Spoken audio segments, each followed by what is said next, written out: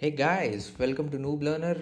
और जैसे last video में प्रॉमिस किया था, we are back to learn about evolution of AI. AI कुछ नया टर्म है नहीं यार, काफ़ी टाइम से चलते आ रहा है ये टर्म। और 1990s से चलते आ रहा है। पर इस वीडियो में सीखेंगे कि भाई चेंज क्या हुआ रिसेंट ईयर्स में, इसका जर्नी कैसा था, एवोल्यूशन कैसा था, ये करंट स्टेज पे पहुंचा कैसे।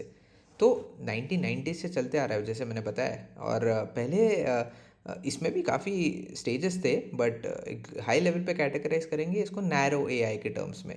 कि एआई था बट काफ़ी यूज़ के स्पेसिफिक मॉडल्स थे, जैसे फेस रिकग्निशन मॉडल था, वॉइस रिकग्निशन था, बैंक्स के ट्रांजैक्शन में फ्रॉड डिटेक्शन मॉडल था।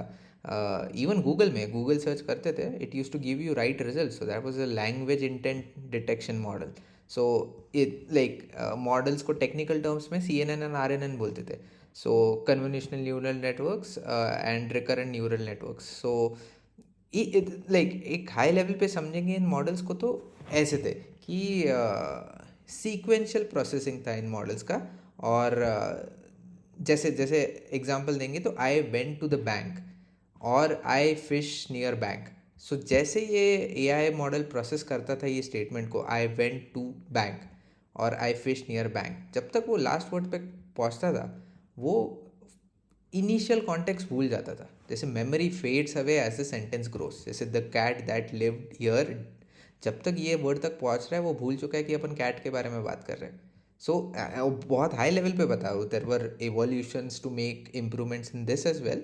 But this was the root problem of these models कि ये काफ़ी जल्दी, इसका मेमोरी इतना अच्छा नहीं था to link between situations and context.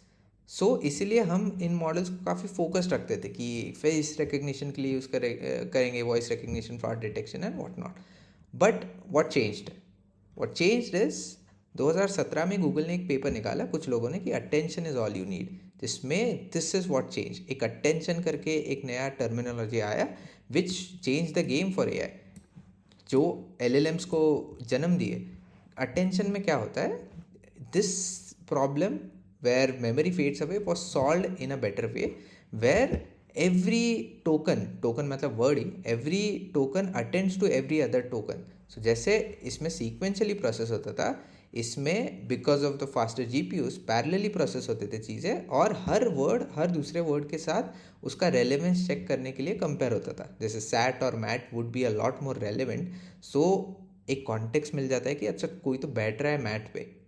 तो this is what changed due to this paper, attention is all you need. The way, fundamental way how AI works changed after attention is all you need, which gave a birth to GPT-1, GPT-2. And these are like 117 million parameters to 1.5 billion parameters. ये सारे parameters मतलब कितना बड़ा data set था जिस पे ये models train हुए थे। तो ये इनिशियल फेजेस में काफ़ी छोटे नंबर ऑफ पैरामीटर्स पे ट्रेन हुए थे कंपेयरिंग टू टुडेज स्टैंडर्ड्स। अभी तो ट्रिलियंस पैरामीटर्स पे ट्रेन होते हैं मॉडल। बट यहाँ पे भी अटेंशन मेड सम इम्प्रूवमेंट्स, काफ़ी इम्प्रूवमेंट्स आए। But what essentially was a big और a great leap was reasoning. इसको क्या होता है रीजनिंग, ये समझेंगे कि भाई एक इन्फर करने का कैपेबिलिटी मॉडल में, once we started training it on a lot more parameters, 1.5 billion से सीधा 175 बिलियन पे जब ट्रेन करना चालू किया, we saw a reasoning capability. कि अगर हमने बताया कि भाई बॉल को अगर एक स्लोप पे रखेंगे तो रोल डाउन होगा, तो it was able to reason कि अच्छा एप्पल को भी रखेंगे तो वो भी रोल डाउन होगा क्योंकि दोनों का शेप सिमिलर है। तो दिस वॉज रीजनिंग दैट हमने कभी डेटा में ऐसा नहीं बोला कि एप्पल को स्लोप पे रखा तो रोल डाउन होता है, but it was able to infer that information. And this is what essentially unexpected और ग्रेट लीप जिससे ChatGPT का इन्वेंशन हुआ, और which was based on GPT-3। और इसके वजह से बहुत is like a game changer. और this is what became famous because भाई reasoning is a very big deal.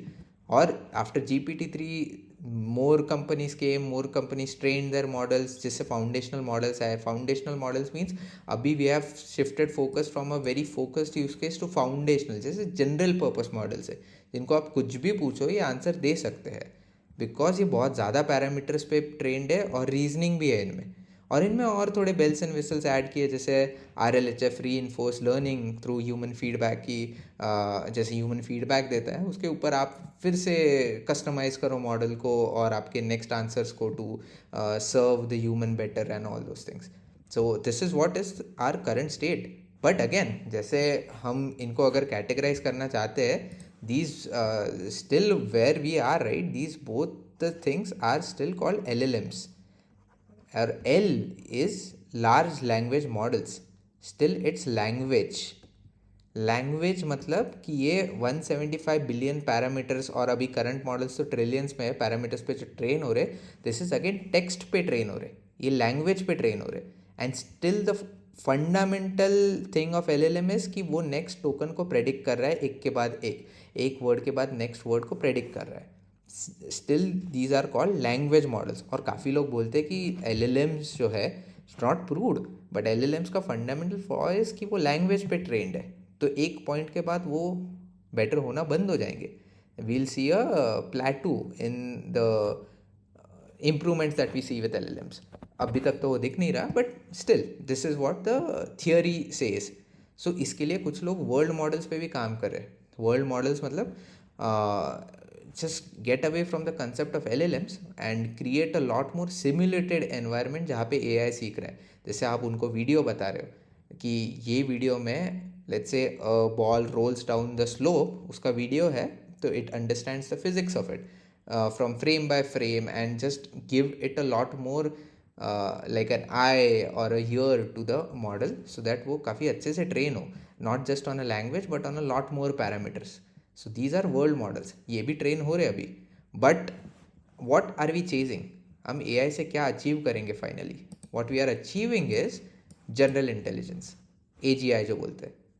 What is the final goal? This is the final goal. What is general intelligence? कि आज भी what's the flaw with AI, right? क्योंकि वो इतने सारे parameters पे trend है, जैसे हमने देखा trillions of parameter, billions of parameters पे ट्रेंड है.